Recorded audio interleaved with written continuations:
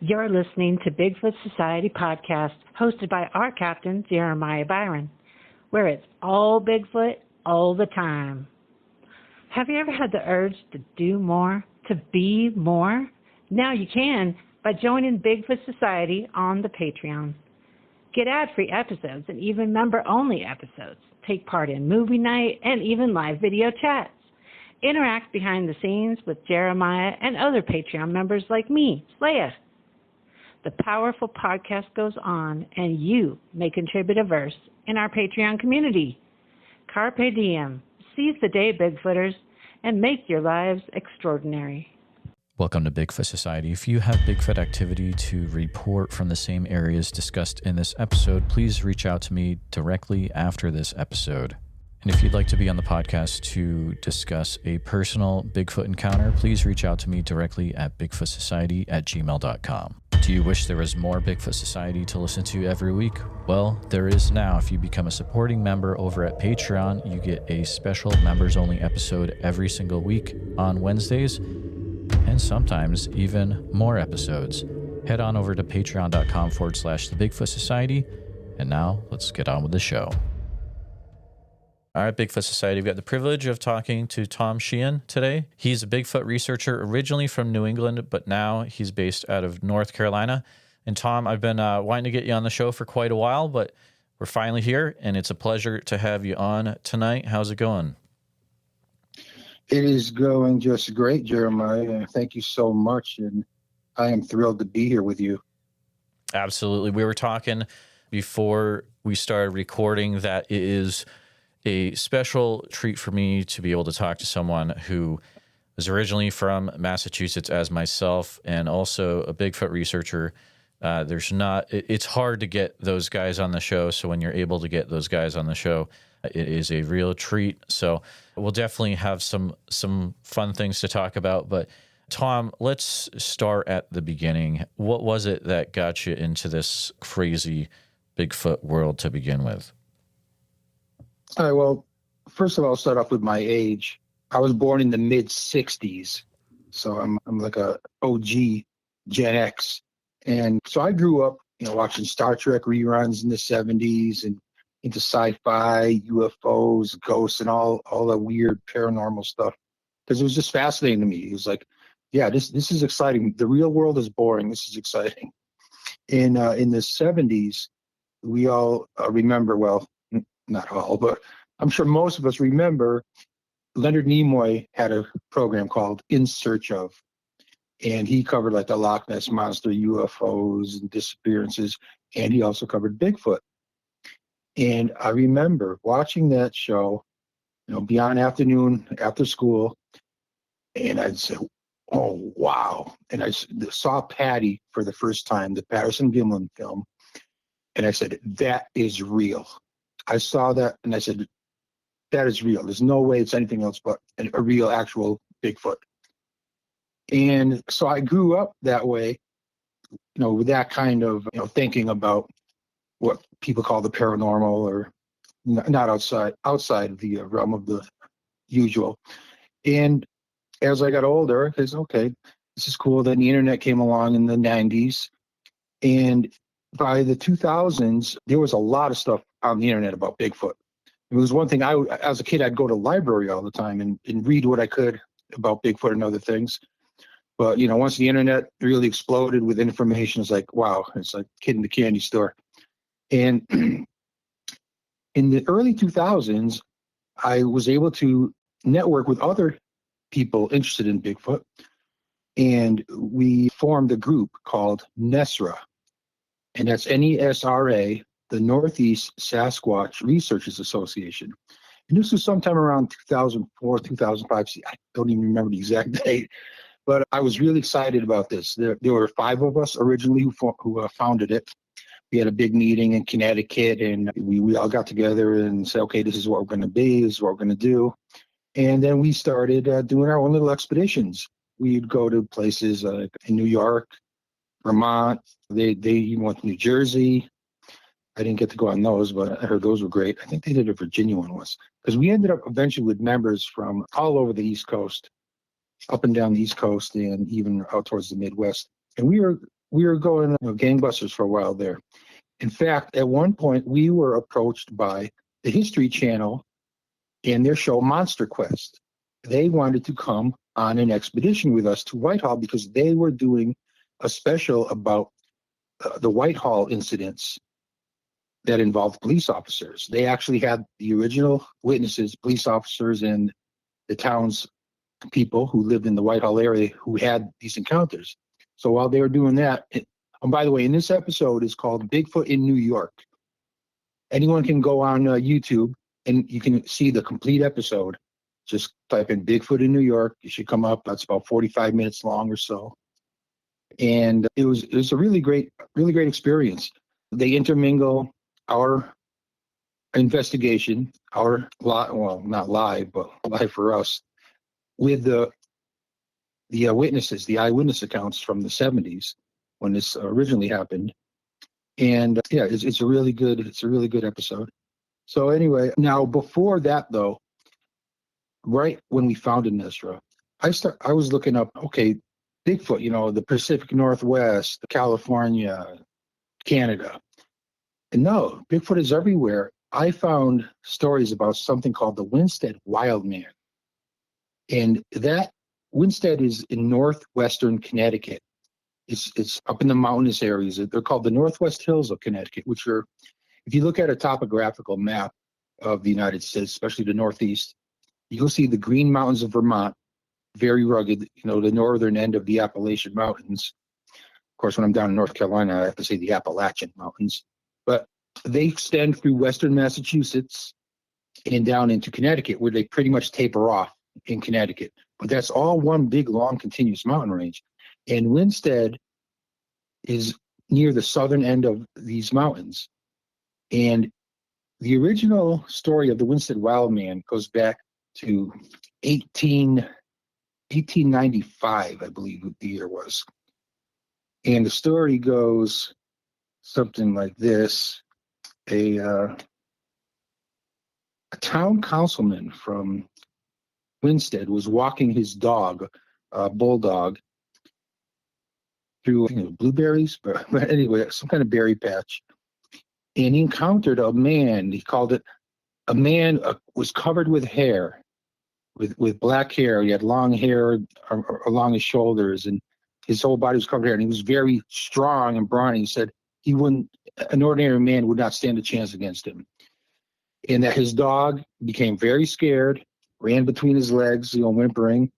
And it's all classic Bigfoot descriptions, basically what it is. But back then they called him a wild man. And he said he was about 6 feet tall, but that could be a juvenile. And this started a little frenzy in that area. Oh, the Winstead Wild Man. Then more stories. Other people said, yeah, I saw him too. And soon the tales started getting a little blown out of proportion. But the original encounter, the original story is the most important one. And in my eyes and in many others, what he did, he had an encounter with a Bigfoot. Now we move along up to the 70s. In 72, there's a story from the Hartford Courant that some people saw a strange man-like creature across a pond near Crystal Lake Reservoir, was called. So they walked upright and finally disappeared into the woods, 8 feet tall, covered with hair. And sounds like another Bigfoot to me.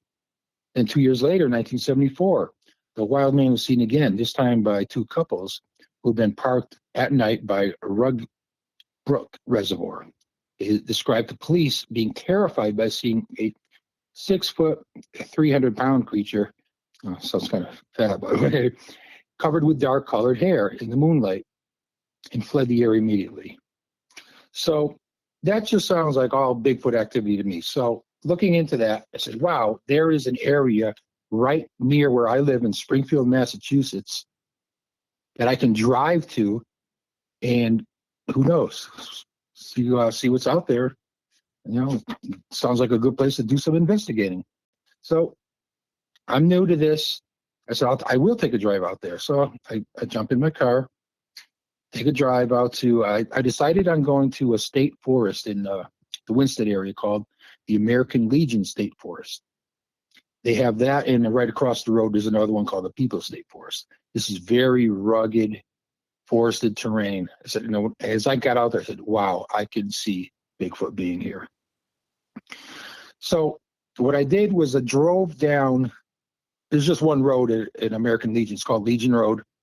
I drove my car all the way down to the very end of the road, which is a good, at least a mile and a half into the forest.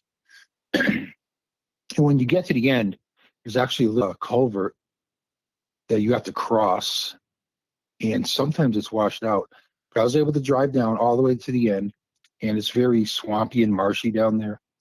So I parked my car, got out, and I was just looking around. I was like, oh, this might be a good spot for our brand new group, Nesro, to come, do a little exploring, a little research. So as I'm standing there outside of my car, I'm looking around, and then I would swear I heard some slight rustling in the woods to my right. I'm at the end of a dead-end road. I'm looking towards the end of the road, so the rustling is to my right. Oh, and by the way, I don't have it now, but I will be going down there in a couple of days. Since I'm in Connecticut right now, I'm going to go back to the exact same area, and I'm going to take a video of the entire place, put it up on my YouTube channel. So any listeners who want to see exactly what I'm talking about can go see the video on my channel later on. So anyway, I'm looking around, hear the noise. There's something in there. So I start walking into the woods, and as I get in there, I don't see anything like moving, but I see impressions, very large impressions in the ground. And this ground, where it's kind of like a peat moss, I think it is. It's like very spongy. It's got moss growing all over it. So you step on it and it's a little springy. But wherever this was, it like sunk into it and made some really big, deep impressions. Now, it wasn't an actual, the classic Bigfoot where, okay, it looks like a human foot and there's 5 toes. It was more like just the general shape because of the nature of the medium that it was stepping in. But it was definitely big, whatever it was. So I thought, wow. And then I look, okay, when you see one, the first thing is, okay, I'm going to look for like a trackway. Was there a step behind it? Is there a step, beyond it? And I looked, and yeah, sure enough, it looked like there was a step here, a step there, and they were pretty far apart. They're like 5 feet apart. The actual impression I measured was about 14 inches long and about 6 inches wide. So, all right, so I'm following these, which look like, okay, this is the heel end, and that will be the toe end, and I'm walking in that general direction. I hear more rustling in the woods ahead of me. I'm thinking, okay, this is like right there. There's something here is right up there in front of me. But the growth of the forest is thick enough where I really couldn't see much more than maybe 20 to 30 feet in front of me. So whatever this was beyond that where I really couldn't see anything. But I heard the rustling. So I decided, you know what? I want to do a wood knock. We all know what a wood knock is. But I didn't have anything with me. I didn't see anything near me I could use. So I did something else. I call it a hand pop. And some of you might know what I'm talking about, but if you take your hands and you make them like a cup shape where you put the two together, and then you open your mouth like a big wide circle with your mouth, and you clap your hands, those cupped hands right in front of your mouth like that. That makes this really loud popping sound. I'll do it right now, like that. And if you're out in the middle of a forest where there's no sounds at all, that makes a very loud sound that carries. And I recently saw a video where someone said they were witnessing a Bigfoot. They said he brought his hands up to its mouth in front of its face and then made a wood knocking sound. Now he wasn't close enough to see exactly what it did, but according to what he saw, as soon as he raised its hands to its mouth, the wood knocking sound happened.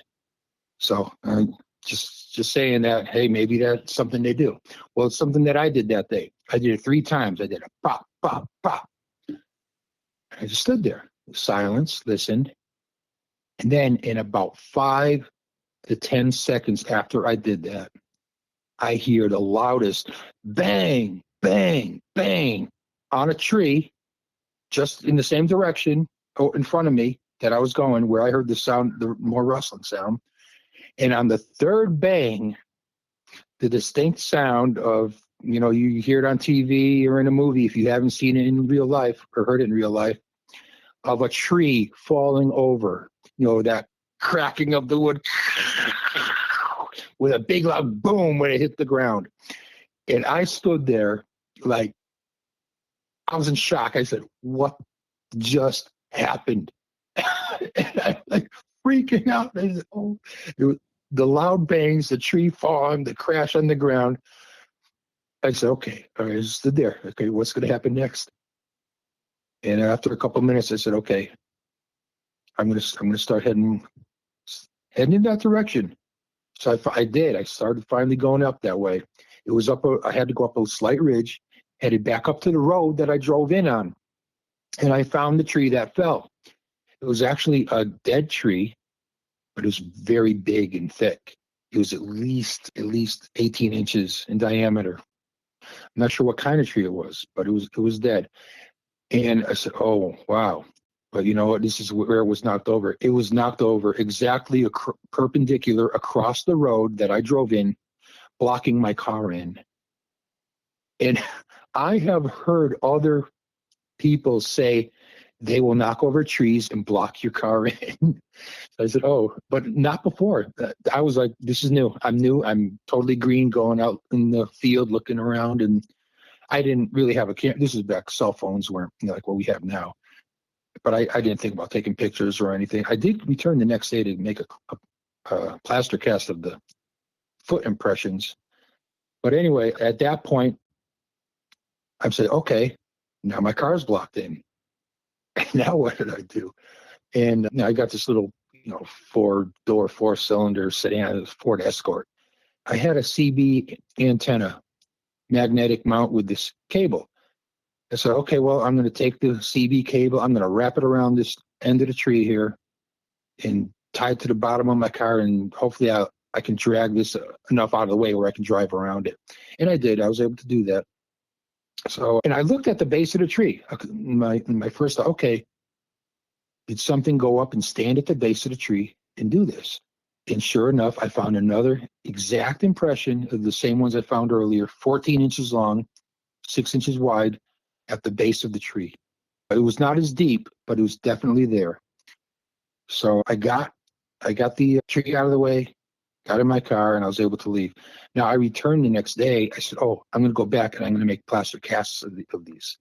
Rain was in the forecast too. Some storms were moving in. So I got in there quickly as I could.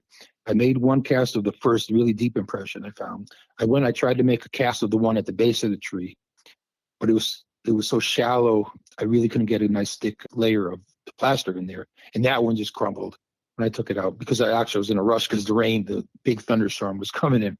So anyway, yeah, I did get the one cast, and it was the very first time I ever made a cast. And one part of it actually broke off, but it was a very impressive looking 14-inch by 6-inch foot-shaped print. I said no toes. Toes would have been awesome, but no, there were no toes. And so that was it. Now, yeah, that was about 2005-ish, I'd have to say. So that is my experience with, and here's the thing, I never saw a creature. I never saw what did that. I never saw what made the prints. I never saw what made the bangs on the tree and knocked it over. I'm only assuming based on the history of the area, what I was there for, and what happened, how it happened. All the circumstantial evidence in my mind says it was a Bigfoot that did that. Oh, yeah. I mean, especially finding the 14-inch indentation by the tree. I mean, that to me, that's like a done deal, right? I mean, what else? Yeah. That was the thought in my mind is, okay, this tree is knocked over. What was standing here? Yet there's that same impression in the ground. Actually, so a few days later, some of the members of our new group, Nesra, we went back there and looked around. We actually did an overnight one night, but nothing happened while we were there. But also in Connecticut, there are some other researchers that I've recently gotten back in contact with and live in a totally different part of Connecticut, but they have some interesting activity in their area. on some private property, and the property owner has given them permission to just pretty much just park there overnight. And I've joined them a few times, and we have heard some interesting sounds. And they have these Zoom recorders with the microphones and the amplifiers, so you can really hear, you know, small sounds from a distance. It's really great equipment. And what we do, we just park our vehicles and sit in the cars and hang the microphones out our windows and just sit there and listen. And it's amazing, the sounds that you can hear at 2 o'clock, 3 o'clock in the morning when you're normally sleeping. It is a completely different world out there. In this specific area, they said at one time there's this big quartz boulder that they park next to. And one time they were parked there, and this huge rock comes flying in, and it smashes on the other side of the boulder that they're parked next to, and pieces of the rock went flying. And one of the times I got to be there with them, you're sitting there, you're falling asleep. You're listening to, okay, you hear some like crickets chirping, and maybe a couple little rustles of leaves here and there, but nothing. But all of a sudden, maybe I think it was like 2:45 in the morning, I'm dozing off, but I got the headphones on listening, and I hear bipedal footsteps are getting closer and closer to the car. I wake up, my eyes wide open, my heart is pounding. I'm thinking a Bigfoot is walking right up to our cars. And we had two-way radios to communicate with each other. So I get on the radio, I said, hey, those are bipedal footsteps. And one of the people, they get back to me, you think those are bipedal footsteps? And as soon as that happened, the footsteps all of a sudden turn into a run, and they go off into the distance. So, well, okay, there. I guess that was a Bigfoot coming up to us, but now he's gone. But so that was also in Connecticut. Yeah, there is so much activity in Connecticut and Massachusetts. A lot of people don't talk about. In fact, I just heard your story with Ernie from Granville Reservoir, which that turns out that's not very far from the Winstead area. Oh yeah, and which is also another part of that same extension of Vermont, Massachusetts, and Connecticut.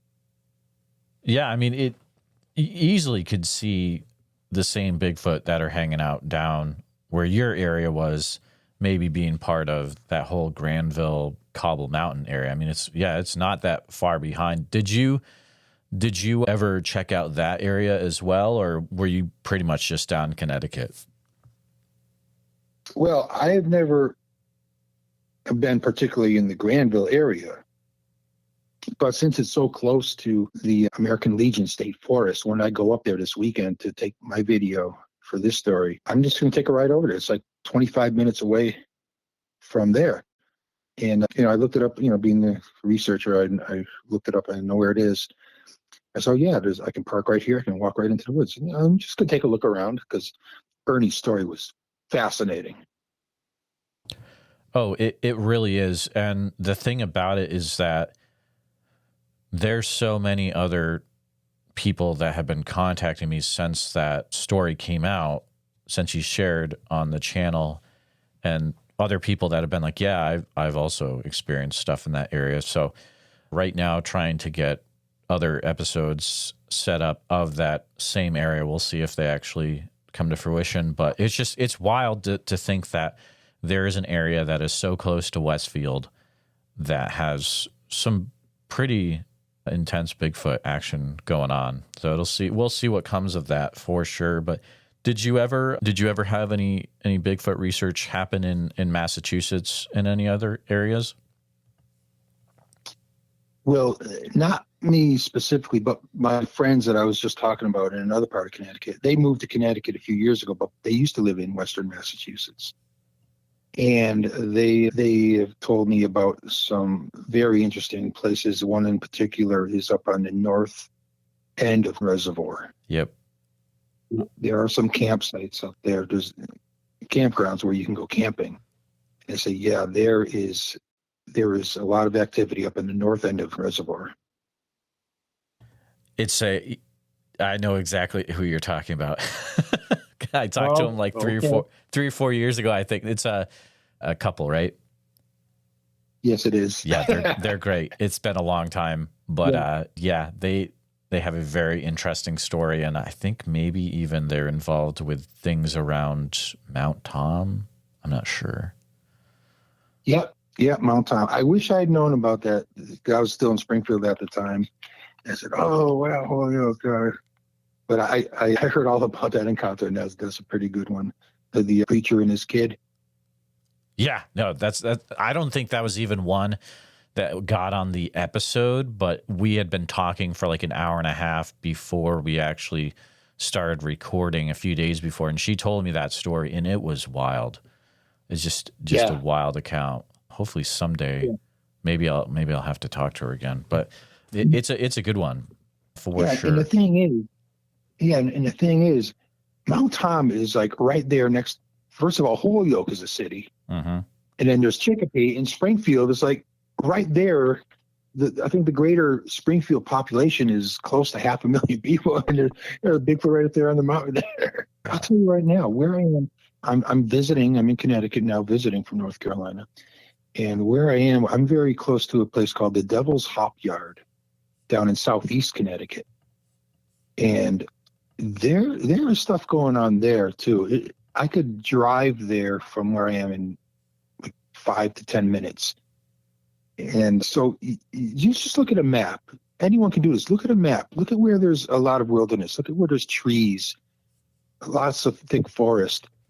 And the thing is, you got to go out there at 1 o'clock, 2 o'clock, 3 o'clock in the morning. Just sit there and listen. And you will hear things like, oh, okay, that's not any animal that I'm aware of or familiar with that sound. And you just might be hearing some Bigfoot activity. Because 90% of people who have a Bigfoot encounter it's going to be something they hear. And 10%, if they're lucky enough, will actually see a Bigfoot. But the other 90% are going to hear a Bigfoot. And then there's a few that smell a Bigfoot. But, I want to go back to the Monster Quest episode, Bigfoot in New York. Now, when you watch the show, there was nothing conclusive. No encounters happened. But near the end, one of our members, Kevin, he actually did have an encounter. There's a part in the show where I'm up there on the show that it's funny. I don't know why they did that, but they called me Tom Hollywood. As we had to fill out forms before the show, we had to fill out forms, and they said, "Do you have a nickname?" I said, "Yeah, well, my nickname is Hollywood," and that goes back because when we first formed Nesra, another Tom joined the group, so there are two Toms. Well, okay, we'll call you Hollywood, so we don't get the two confused when we're all talking. Okay, so that's Tom and I'm Hollywood. So anyway, I put that. So on the show it says Tom Hollywood's here, and then Kevin and Corey, two other members of the group, were stationed like the next station over from me and Dave. And as they were sitting there through the night, Kevin kept getting hit by pine cones. Someone or something was throwing pine cones at him, and he wanted his partner Corey to go up there, go see what it is. He wouldn't do it. He said, "Well, I'm going to go back down to the camp." So Kevin starts walking back down towards the main camp, and whatever was throwing the pine cones followed him. So he finally turns around. It's moonlight. It's a bright moonlit night, just like it is tonight. And he looked and he said it was like 7.5 feet tall, Bigfoot. He said it was behind a tree, and it stepped out from behind the tree, and that's what he saw it. And you see him on the show talking, and he's on camera, and he's a little shaken up by the whole incident. But that happened, but we didn't actually tell the Monster Quest people, oh yeah, there's a Bigfoot right here. There was a Bigfoot encounter on that episode, but it was not shown on the cameras of Monster Quest. That's incredible. Anyway. Wow. How wild is that? Yeah. Oh yeah. That just blows my mind. That is crazy. Man, I'm such a fan of New England Bigfoot. So what a missed opportunity. I wasn't into it when I was out there, but it is what it is. But have you ever heard of any, this is just shot in the dark, but have you heard of any stuff, like north central Massachusetts, like if you go up 91 through Mass and you're going up to like Vermont, New Hampshire. Have you ever heard of anything up there in like that area where it's 3 states that come together? Oh, you mean right around Northfield, Mass, and Keene, New Hampshire area? Right, exactly. Yeah, I've heard that there's interesting things happen around the Monadnock area. Yes. I haven't specifically looked at it. Actually, for a time there, I used to drive a race car at Monadnock Speedway. Oh, really? So anytime I spent it there, I was driving a race car. But I've read about the Monadnock area is very interesting. Is the way what I can put. It's been such a long time ago I read about. Can you tell us more about Monadnock? I mean, well, I'm gonna lose a ton of cred because I grew up in the area and I never went there. I've never hiked it, and it's like one of the most popular mountains in the world, right? But regarding Bigfoot, that area I believe is known for the Marlboro monkey, which is a group of Bigfoot sightings over in that area. And Crash Course Cryptozoology YouTube channel has done a really good documentary on it. People want to check that out. But yeah, that area is known for some really interesting Bigfoot sightings called the Marlboro monkey throughout the years. So shot in the dark though so Franklin County is the whole Northfield area. And I'm like, man, there's got to be Bigfoot stuff, but I just haven't found the person that knows because it's hard to get those guys. So if any listeners are like, oh yeah, I know Franklin County or like Winchester, New Hampshire, Brattleboro, and I know Bigfoot stuff, reach out, please. I would love to talk to you about it. Just because I grew up there. Wild stuff. Who else was involved with your group on that Monster Quest episode? Oh, wow. Let's see. Oh, so long ago. Let's see. Dave was with me when we were doing the stakeout that night. Kevin and Corey were the ones getting the pine cones thrown at them. Let's see. Big Daddy Chuck, he helped run the base camp there. He's like in charge of the base camp. And Steve Coles, Squatch detective. He was also a member of that expedition. Yeah. And Chris was his last name, from New York, because we had members of the Adirondack Bigfoot Society, I think it was, and but Chris was there, and we had a lot of good people, on that expedition. So you started out in New England, but then at a point you transitioned down to North Carolina. How is it looking for Bigfoot down there as opposed to looking for Bigfoot in New England? Well, here's the funny thing. A few years back, I don't know, I'd probably say maybe 10 years ago or so, I kind of say I retired from the whole Bigfoot thing. I was, moving on, doing other things in my life, and it was interesting the times I had. So I didn't really give it much thought. And it was in 2020 that we moved from Connecticut to North Carolina, and mostly because of the whole medical issue that was going on during that time. And you say, we're getting out of Connecticut. This is crazy. Things will be better down in North Carolina. And they certainly are. So we moved to Asheville. We bought a camper and we put it on a campsite, but we lived in an apartment in Asheville. And this was in 2020. And in 2021, we moved out of that apartment. Well, this is not Bigfoot related, but everyone knows what happened a few weeks ago, that big storm that came in. And the apartment we lived in Asheville, that was underwater. It was two floors, these buildings. First floor apartments and second floor apartments. So we had a first floor apartment. We went back there and we talked to a woman who lives in a second floor apartment. Said, "Oh yeah, the water was a foot high in my second floor apartment." So anyway, we moved out of Asheville in 2021 and moved to Maggie Valley. It's a little resort town at the entrance to the Smoky Mountains on the North Carolina side. Beautiful little town, lots of RVs and campers, and we have a camper down there. But then we were renting out a house in Mars Hill because it was cheaper than where we were renting in Maggie Valley. The camper at that time was more of like a backup place to go. So Mars Hill is on the border of Tennessee. We were like a mile and a half away from the Appalachian Trail, right on the Vermont, the Tennessee, North Carolina border. And this is what I would do. I found this app called a Sound Recorder. that I downloaded on my smartphone, my Android phone. And I would just stick my phone out the window. And anyone can do this, especially if you live in a rural area and you might not want to do it because it kind of gets addicting. What you do is you download this app, and it amplifies sounds like crazy. Like, wow, this is like as good as the Zoom recorder.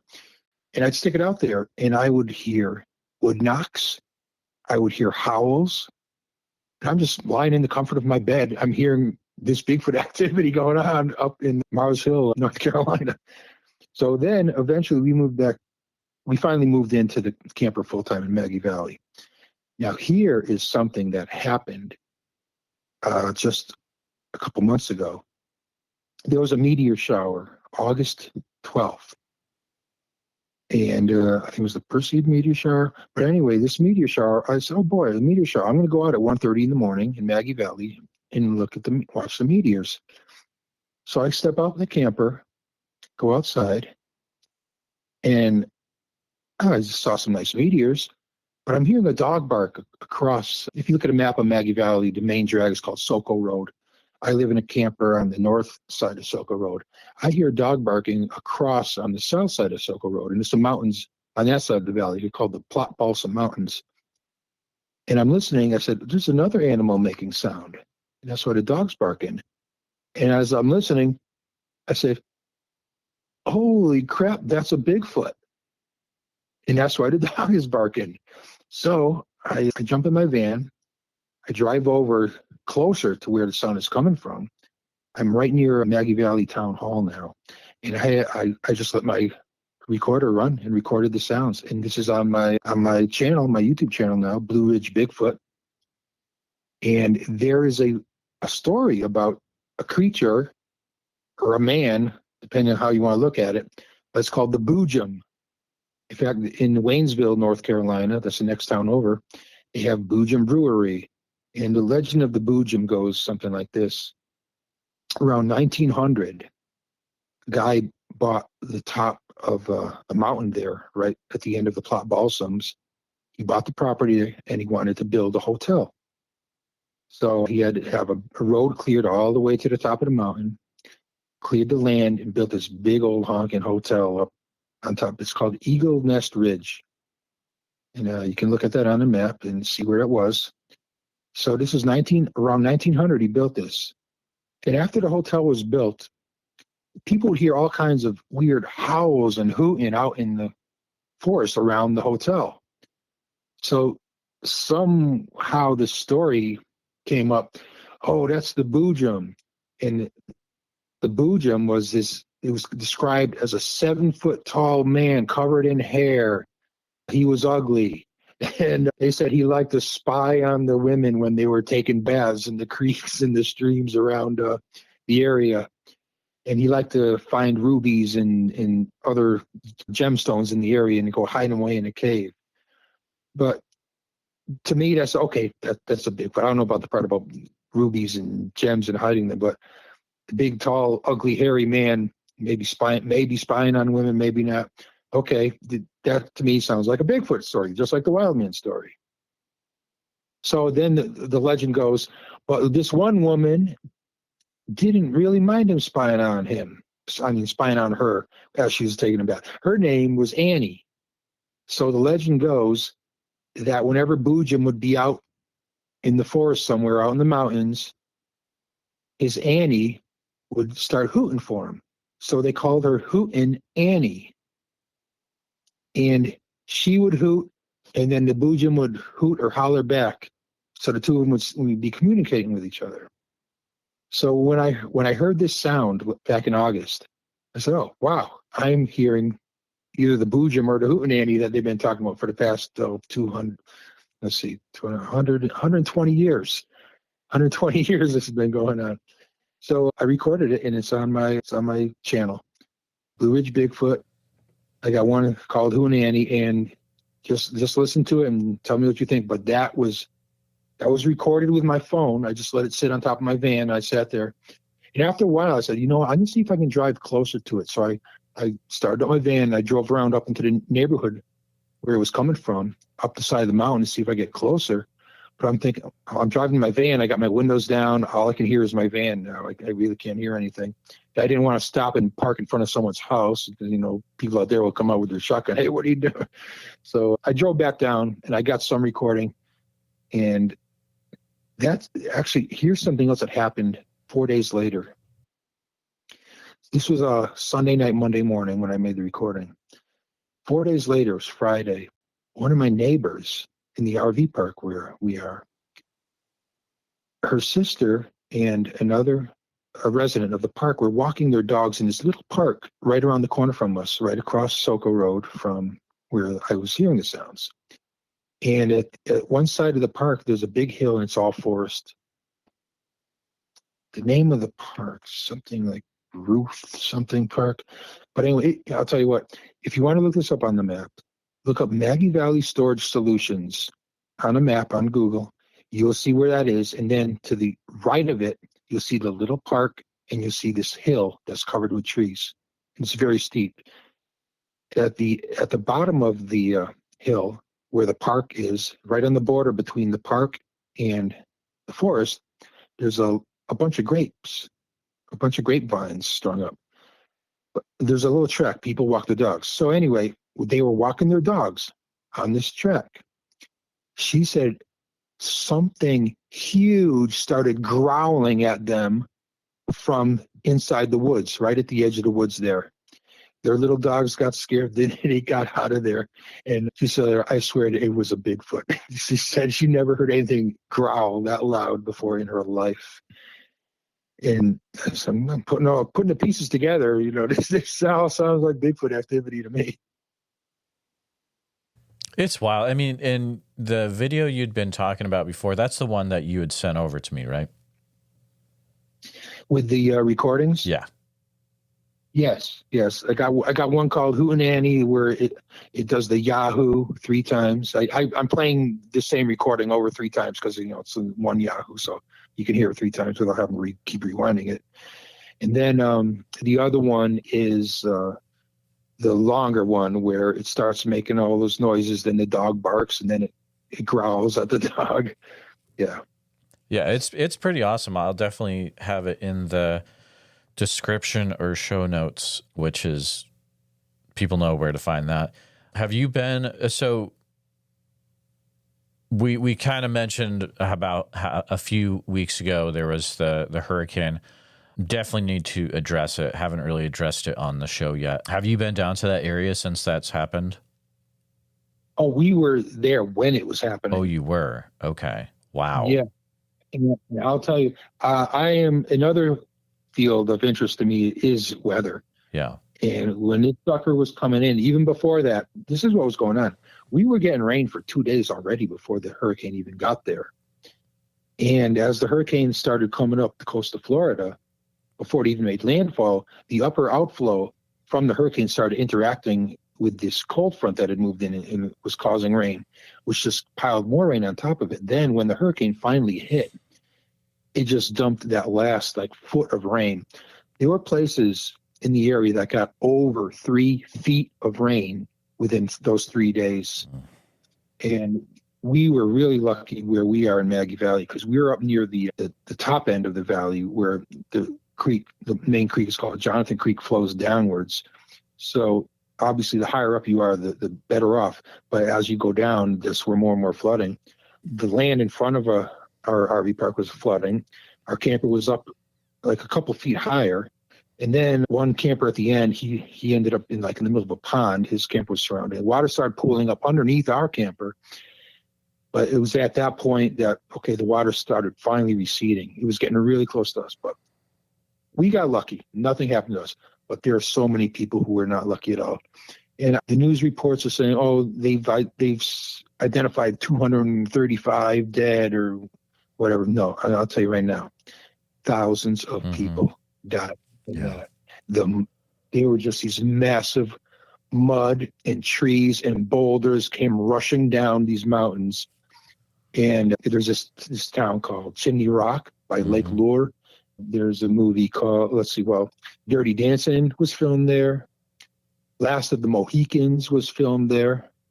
Beautiful, beautiful spot. We have been there in the past. That place just got wiped out. Then up in north of Asheville, like I said, Asheville itself got hit hard. North of Asheville, up near Mars Hill, Spruce Pine, Burnsville, that area got hit hard. You can't. It's so terrible. Just mud. There is just this big mud and debris just came and it covered everything. They have these dogs are called cadaver dogs, and they go look, see if they can sniff out a dead body, and they'll signal, okay, there's one here. They'll plant the flag in the ground there, and they'll move on to the next spot, plant another flag. They said was either Burnsville or Spruce Pine. There was this big mud and debris field that the dogs found over 100 spots where they planted flags. Oh my goodness! And that's just that one area. They're finding bodies in trees. And I told you about our apartment. The water got so high at our apartment in Asheville that the second floor apartments were flooding. Yeah. I'm sure you're familiar with what is the best way to... Is there an organization that's better to try to donate to for efforts than others, I'm guessing? Well, there are very well-known, popular ones. Right. That I would not recommend. Right. I mean, the best results were just from the people down there just rolling up their sleeves and doing it themselves. Sure. But doing what they can, where they could do it, how they could do it. The other organizations are just bureaucracies, and Right. they like to grandstand, say, "Oh, look at us, here we are, we're here to save the day." Well, you want to save the day? Start shoveling out and see if we can, help put these people's lives back together. Oh, absolutely. Yeah. No, I agree 100%. I'd say the focus right now definitely needs to be on helping people in that area try to get some normalcy of life back. It has to be. It's going to take a long, long time. It's going to affect everything, all parts of life. For you, one of the main things you do in that area when you're down there is to research Bigfoot. Have you already started to think of how this will affect how you go about trying to look for Bigfoot down in these areas? Well, other than roads being cut off, because roads just didn't get flooded over. Roads got washed away. Bridges got washed away. And it's one thing. A bridge gets washed away, you build a new bridge. But when an entire road gets washed away, you have to engineer an entire new road, if you can, to take its place, it's totally different from replacing a bridge. So getting around is actually the toughest thing. Okay, well, for example, I-40. I've driven back and forth on I-40 between North Carolina and Tennessee quite a few dozen times, and took it for granted. That's closed for over a year because the Pigeon River just washed out from underneath it, eroded underneath it, where the entire eastbound side of it collapsed into the river. And it was a narrow enough gorge as it is. Now they're going to have to figure out, how are we going to rebuild this? And it's going to be closed at least a year. And that has affected traffic immensely, truck traffic, because I-26 is going to be closed for a few months. A couple of sections of I-26 actually in the Tennessee side, Irwin, Tennessee, was destroyed. That's going to take a few months to repair. So that's affected commerce and travel. So Asheville is like at this crossroads of I-26 and I-40. From the east, the Charlotte direction, it's open. From the south towards Spartanburg, South Carolina, that's open. But going west towards Tennessee, you're going north towards Tennessee. Those are both closed down. And it's just one big disaster. It's going to take so long. Some people will never get back to normal. They will never know a normal life again. Where they've lived their entire lives, families, generations, they've lived there and owned that. It's just gone. It's just all gone. It's a thing where I think we'll be just trying to analyze it and understand it, the real effects of it for years, probably. And I mean, I'm not even Definitely. down there, I'm in the Midwest. So I mean, you can go on TikTok though, and some people don't like the app, and that's whatever. But it's like one of the places where you could actually see the video of what was going on. That and Twitter, X, whatever. But yeah, oh yeah. I think it'll also be a thing where we will be hearing stories of the event probably for years. Just as people start to get internet back. And oh man, I am trying to figure out how to, so I'm just going to come out now. Have you heard of any accounts from that area that was affected by flooding and the hurricane, of any sightings or anything like that? Sightings as of Bigfoot sightings? Yeah. No, I haven't. Have you? No, I haven't. And it's a thing where it's like, it just gets brought up. I've been just, it's a thing where it's been brought up in a lot of different platforms. And I think people are just entirely, they're focused on, if you're focused on that, I mean, your focus needs to be on helping the people right now, right? But it just, we keep seeing, or I keep seeing this thing pop up where it's like, oh, did anyone find a Bigfoot floating down the river? And it's like, well, guys, that's a valid question, but like maybe the focus doesn't need to be on that right now. But I guess it is a valid question, but I think maybe we'll hear about that in years to come, but probably not right now. Well, I'll put it this way. I personally have not heard anything about that, but I'll tell you what I have heard about something that happened a long time ago was Mount St. Helens. And that when Mount St. Helens erupted, that they retrieved a lot of bodies. It's interesting you bring that up, because it's like, I feel that this scenario has it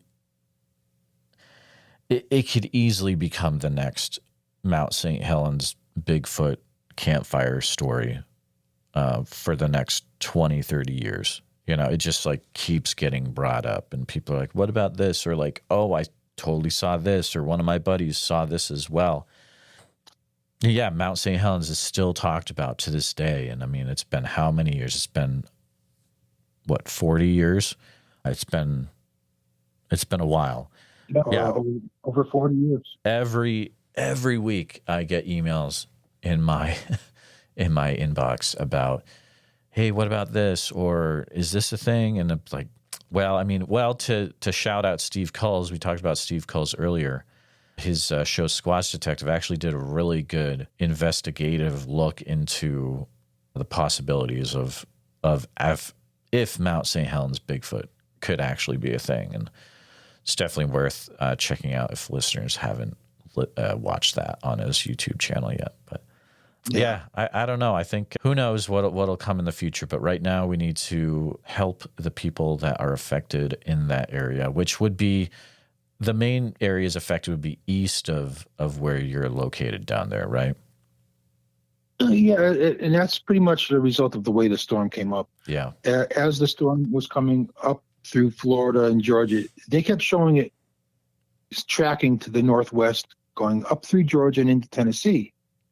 But I was watching, and I say, it's not making that turn to the west. It's just coming straight up Georgia, straight into South Carolina, and eventually came straight over us. And we were lucky to get the eye in Maggie Valley. First of all, we're kind of protected being down in the valley, but that brought the bulk of the eastern edge of the storm and the rain up through Lake Lure, Chimney Rock, up through Asheville, up into Madison and Yancey counties north of Asheville. And then it wrapped around into Irwin, Tennessee, and Greenville, Tennessee, Greene County, Tennessee. They lost a few bridges from the flooding. And so it was the track of the storm made a huge difference. Oh, absolutely. It's just, in fact, they weren't expecting that in Asheville. No one was expecting it, especially what happened. No one's ever seen anything like it before.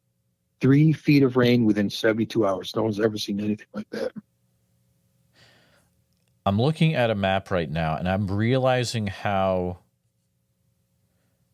well, I'm not sure how far the distance is, but that Maggie Valley area is actually, to the west of it is that, and I know I'm going to butcher the name, Nottahala National Forest? Nottahala, yeah. Yeah, is that anything? Nantahala. Nantahala. Have you ever gone over there personally to check that out yet? No, I did. I was traveling out there to buy something at a store. I said, this is close enough where I'm going to go park here. I'm going to take a little hike into the woods, just so I could say I was there. And yeah, I was there. I was there for about half an hour. Looked around. Hey, this is nice, and I got back in my car and left. But yeah, the Pisgah, Cherokee Forest, the whole Smoky Mountain National Forest. That's like our equivalent of the Pacific Northwest, if you want to put it that way. Oh, okay. Because it all kind of goes together, right? Yeah. If you look at that western tail end of North Carolina, we kind of like tapers down between Tennessee and Georgia. Then you go into the Tennessee side. Oh, speaking of the Tennessee side, I have also been in contact and have gone out a couple times with Harley Owens. Oh, great friend. Yeah, Harley is such a good guy.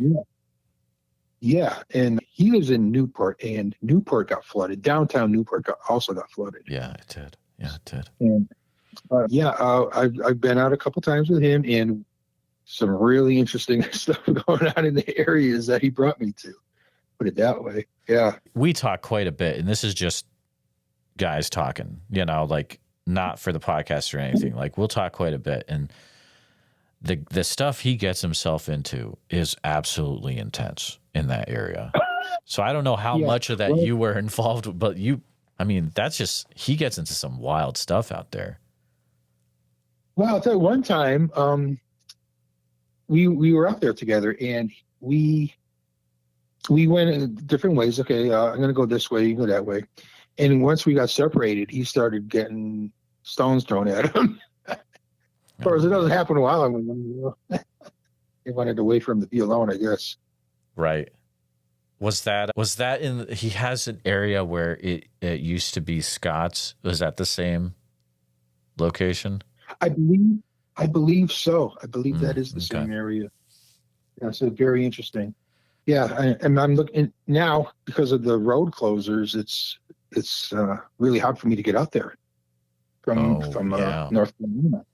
Yeah, I'd have to pretty much take the scenic route through the Great Smoky National Forest to come out in Gatlinburg instead of zipping over on the highway, which is really easy. I've taken that road, and it's not fun. It's a lot of twists and turns, ups and downs, and it's hell on your brakes. Put it that way. I bet. Yeah, absolutely. Mm-hmm. Oh, one thing I wanted to add, Kevin from Nesra in the Monster Quest episode, he has a YouTube channel, and I told him I'd plug it.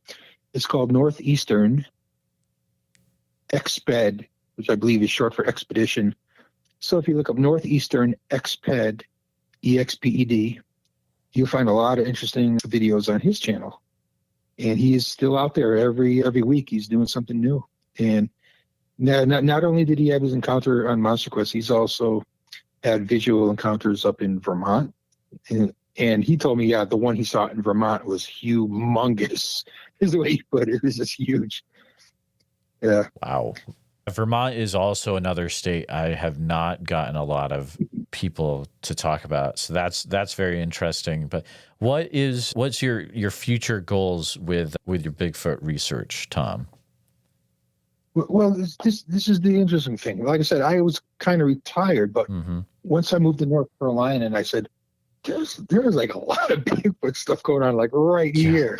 It kind of sucked me back into it. I wasn't expecting to do it, but it did. I said, okay, so I'm kind of easing myself back in. I think it's really nice when 2 months ago, one comes right down and starts doing vocalizations for you where I didn't have to go anywhere. And and then, meeting people like Harley and George Lunsford. I've been in contact with him a couple of times. Oh, he's a good guy. He actually lives in West Asheville. Yeah, so it's nice meeting fellow researchers in this area. Network with a couple of them now. So I'll just see how things go. Now, with what happened with the storm, it's going to be a while before things can get back to where they were just a month ago. Right. As far as, okay, let's jump in the car and go here, and just can't really do that now. So things are kind of like on hold, or maybe toned down. I should put it for the time being. But while I'm up here in Connecticut, I've got quite a few places to check out before we head back down to North Carolina. Absolutely. Tom, it has been just a real privilege to talk to you.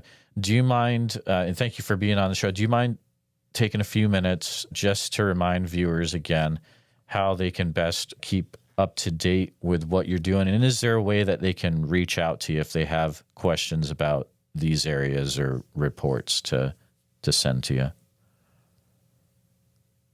Well, I'll tell you what, I am going to I'm going to make up a new email address right here on the fly off the top of my head. I'm going to call it Blue Ridge Bigfoot at mail.com. Nice. And that's not gmail.com, not any other, just plain old mail, mail.com. Blue Ridge Bigfoot at mail.com. And go ahead, email me there. I got to hurry up and actually, I'm going to check to see if it's available. I'm saying it's going to be a valid email address. I'm thinking, I really doubt that there's a Blue Ridge Bigfoot at mail.com. Yeah, you're probably okay. But you never know. Yeah. Sure, go ahead. Send an email to there. If it bounces or if someone else answers, who are you? I don't know. Whatever. No, let's do that. We'll go with that. Blue Ridge Bigfoot at mail.com. In my YouTube channel, see my videos, Blue Ridge Bigfoot. Check out Kevin's channel, Northeastern Exped. And yeah, we got a whole lot of Bigfoot stuff going on here in New England.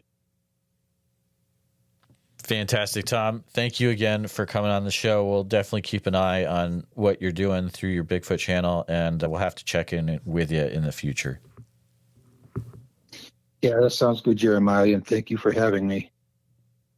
Please take a minute to help out the show by subscribing on YouTube, making sure you hit the bell so you don't miss any notifications, and share the episode on YouTube with a friend.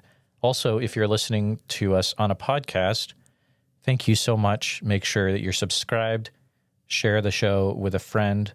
Really, it's all about sharing the show wherever you can. If you've had a Bigfoot encounter related to the following or know someone who has, please reach out to me at bigfootsociety@gmail.com or pass on my email.